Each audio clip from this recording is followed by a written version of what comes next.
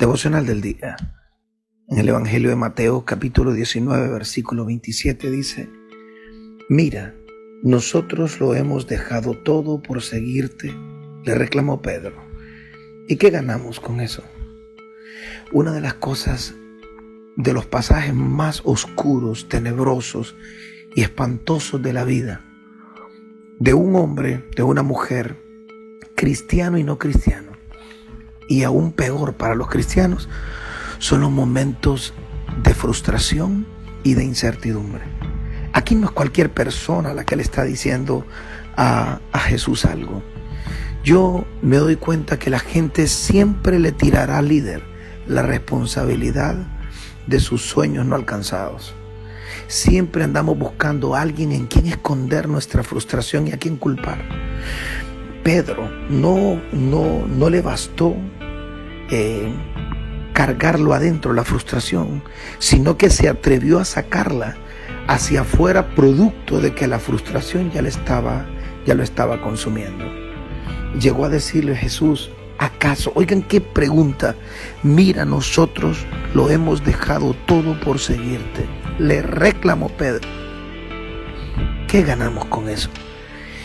Esas preguntas que en esos tiempos oscuros de valle de sombra y de muerte azotan nuestra casa mental y emocional, y nos preguntamos: ¿en qué invertí mi vida? ¿Habré creído lo correcto? ¿Será que esto no era lo mío?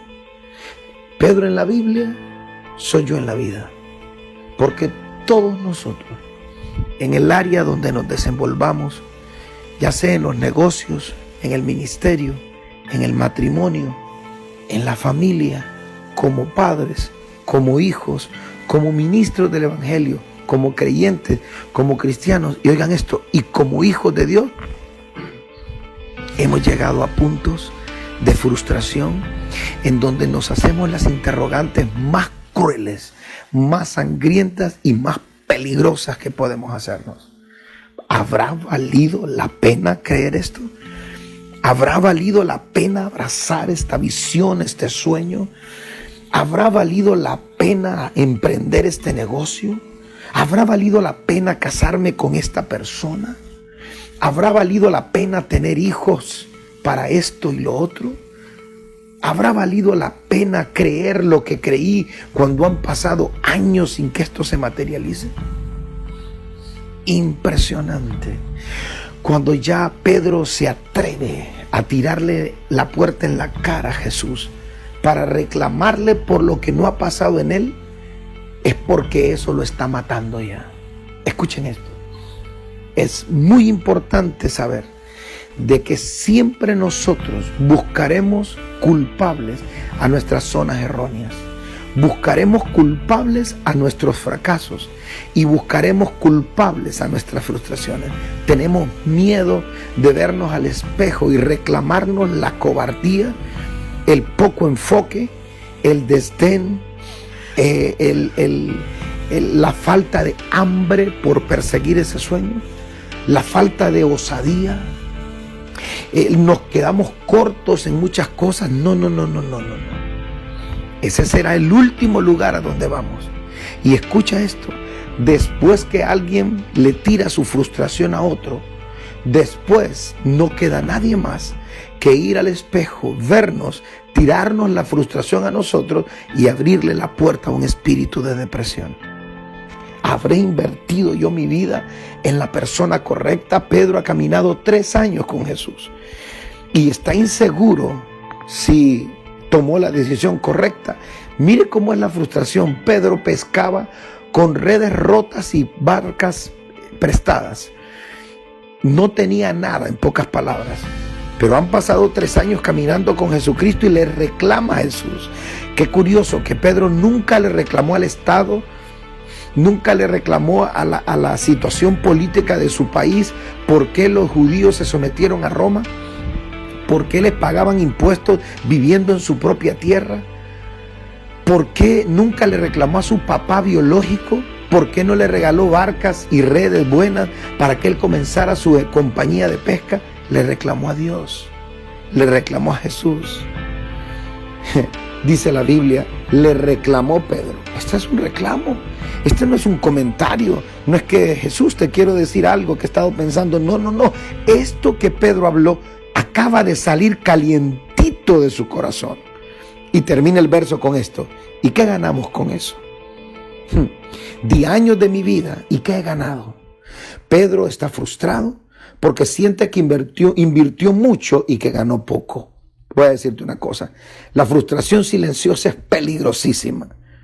Pero la frustración acumulada es letal. La frustración silenciosa todavía te da espacio de ventilación emocional. Pero la frustración acumulada es letal. Es muerte súbita. Frustración acumulada es como la ruleta rusa. No sabes en qué momento apretarás el gatillo y el proyectil saldrá. Pedro ya no aguantó más. Pedro esto lo vino hablando. Se dice en la psicología que nosotros hablamos 14 horas diarias con nosotros mismos. Eso se llama diálogos internos. Y hay gente que habla demasiado consigo mismo. Y como el diablo sabe que tú con quien más hablas es contigo mismo, entonces él va a meterse en la esfera de los pensamientos para que creas que estás hablando contigo mismo y con quien estás hablando es con el diablo. O sea, Eva nunca supo que quien hablaba dentro de la serpiente era Satanás.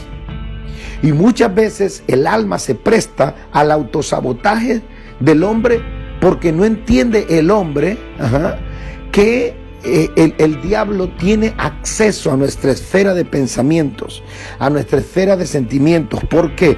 Porque pensamientos y sentimientos son alimentados por las circunstancias externas, que es donde el diablo opera, y es un mundo de movilización. Pedro está sacando algo de adentro y él cree que, miren, hay veces en nombre de la sinceridad estamos metiendo la pata. Y en nombre de quiero ser honesto contigo, estamos demostrando que hemos sido cómplices de Satanás y que hemos estado comiendo en su propia mesa por años, mentalmente o emocionalmente.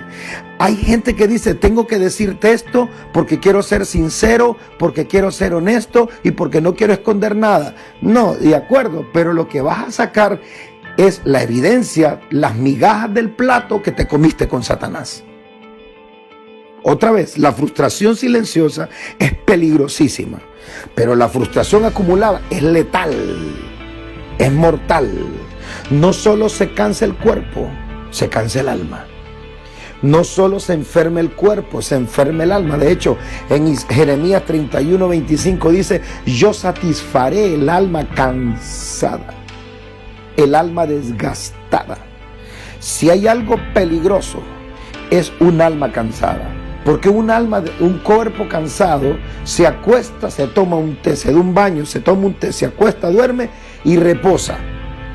Pero un alma cansada es peligrosa porque el alma cansada tiende a buscar anticuerpos que la terminen destruyendo, aunque tú no lo creas. Está científicamente probado que los traumas inconscientes que producen la frustración y el cansancio del alma pueden llevar a una persona a un paro cardíaco de miocardio, nivel 5, 6. Pueden llevar a una parálisis, pueden llevar a un derrame cerebral, a un paro respiratorio, a que la presión arterial suba, a que el glutamato y el cortisol, que son hormonas del miedo y del terror, comiencen a darte problemas y sequen tu vida en un instante. Voy a decirte una cosa.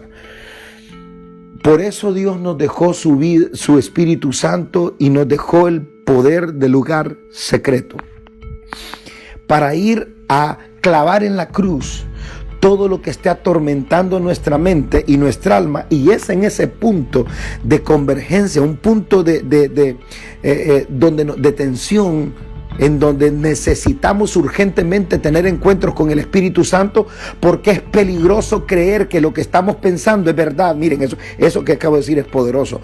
Es peligroso creer que lo que pienso es verdad. Voy a decirlo de otra forma. Es peligroso pasar el pensar al creer. Es peligroso tomar el pensar como fe, porque la fe ya es fuerza, y es poder, y es energía.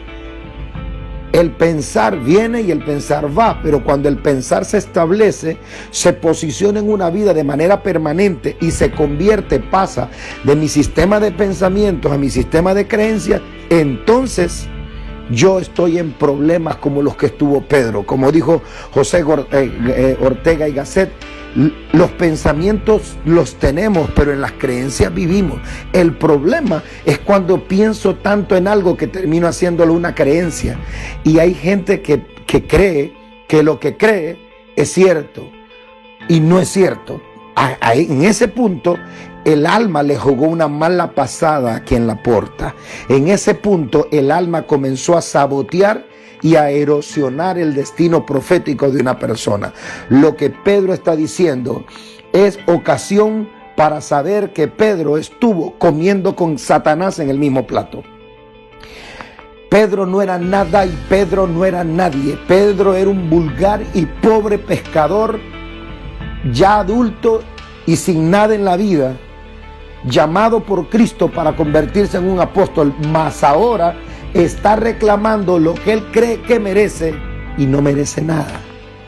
Me sorprende la respuesta de Cristo, pero esa la trabajaremos en otro devocional. Quiero desmenuzar esto de Pedro porque es la zona donde mucha gente está trabada hoy en día. La frustración más dañina es la que tenemos contra Dios y nos da miedo admitir que es contra Dios nuestra frustración. Y ponemos nombres de personas en quienes escondemos la frustración que realmente es contra Dios. Mira, estos versículos me llaman la atención en Génesis capítulo 45, es la historia de José el soñador.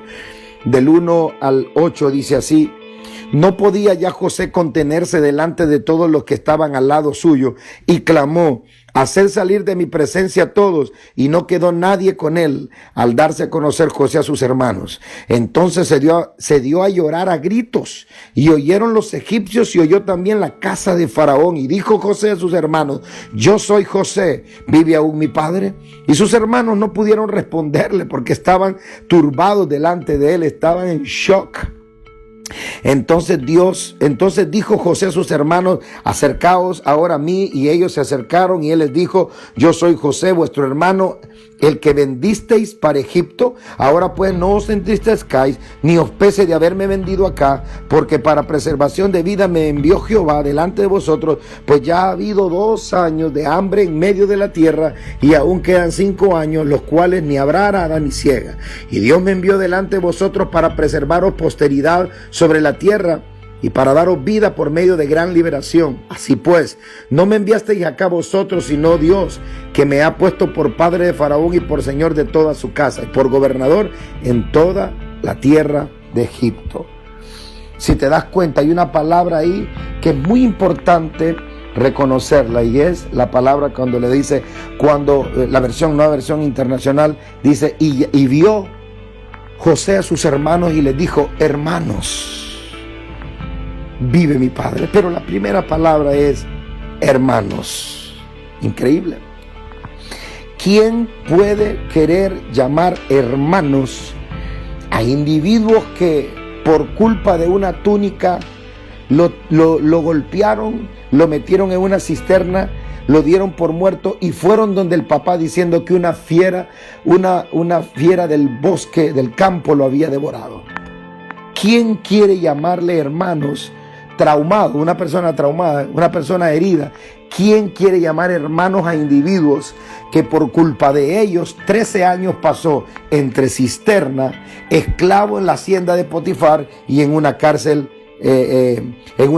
injustamente? José viene saliendo de la cárcel. Técnicamente José tiene meses de estar todavía. Los recuerdos traumáticos, es lo que se llama síndrome de estrés postraumático, están en la mente de José, soñando cuando repartía agua, pan, cuando andaba descalzo. Eso está bregando con él, porque el hecho de que estés en una posición encumbrada no significa que estás allí y ya olvidaste tus traumas. Esas cosas se trabajan en el proceso. José viene saliendo de la cárcel injustamente. ¿Y sabe por qué estuvo preso? Por creer en los sueños que Dios puso en su corazón. Cárcel es un lugar para delincuentes, no para soñadores. Y mire cómo les dice: los llamó hermanos. ¡Wow!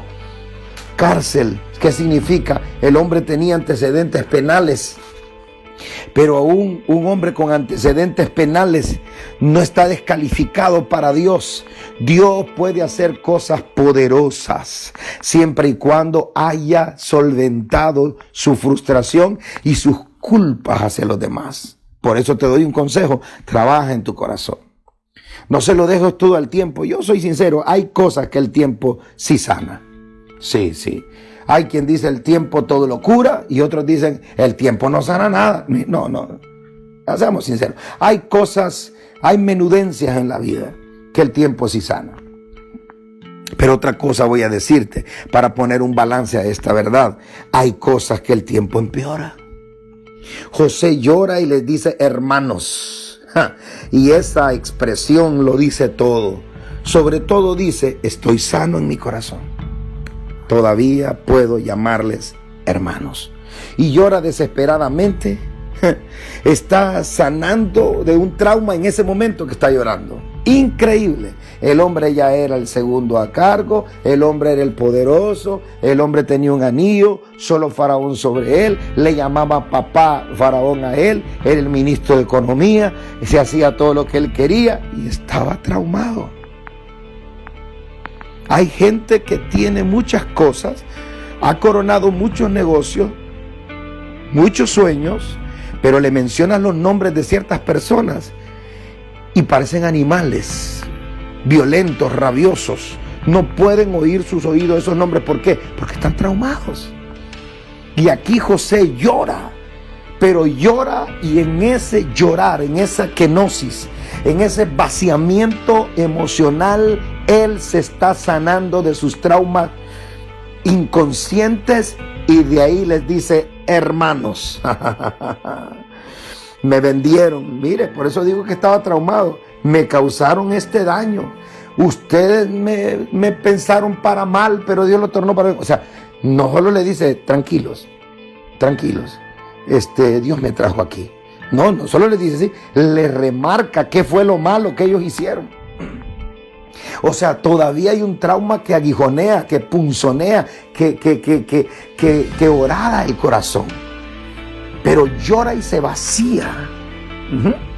En el trasfondo de la narrativa, usted descubre que José se siente cómplice de su propio dolor. Oiga lo que voy a decir para cerrar este devocional. José llora un trauma de hace 13 años porque se siente cómplice de su propio dolor. Y quiero que quede claro esto. En mis grandes fracasos yo no fui víctima, yo fui cómplice. Por favor, usted reconozca su complicidad. No es verdad que usted fue una víctima al 100%. Usted participó en su propio fracaso. Por lo tanto, deja de culpar a otros, perdónese usted mismo y entonces perdonará a los que los ofendieron. Y en ese momento es cuando comienza tu reinicio en la vida. Todo nuevo comienzo arranca con la sanidad de traumas y de perdones por fin dados, aunque quienes te hayan causado los dolores no te los hayan pedido. Cuando tú ya puedes dar un perdón sin que te lo pidan, tú estás sano y estás listo para tu siguiente nivel. Esas frases que usamos los evangélicos, los cristianos: nueva temporada, nuevo nivel, nueva dimensión, un nuevo comienzo, todo eso no ocurre si tú no ofreces perdones, si tú no das perdones que no te han pedido. Eso nace del trauma sanado, del perdón ofrecido adentro, de la circuncisión de experiencias tóxicas que estaban gravitando en tu alma. Eso ocurre. Y cuando eso ocurre, tu nuevo comienzo es indetenible. Arranca la frustración silenciosa y arranca la frustración acumulada. Aunque, entre comillas, tu mente te convenza que tienes razón, sí, pero no tienes derecho. Porque tú mereces una vida mejor. Adelante, te bendigo.